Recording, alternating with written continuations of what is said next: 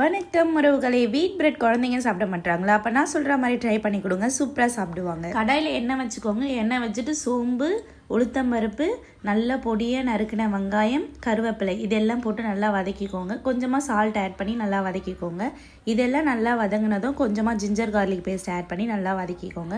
வதக்கிட்டு ஒரு 2 to 3 potatoes நல்லா வேக வச்சு நல்லா மசிச்சு எடுத்துக்கோங்க.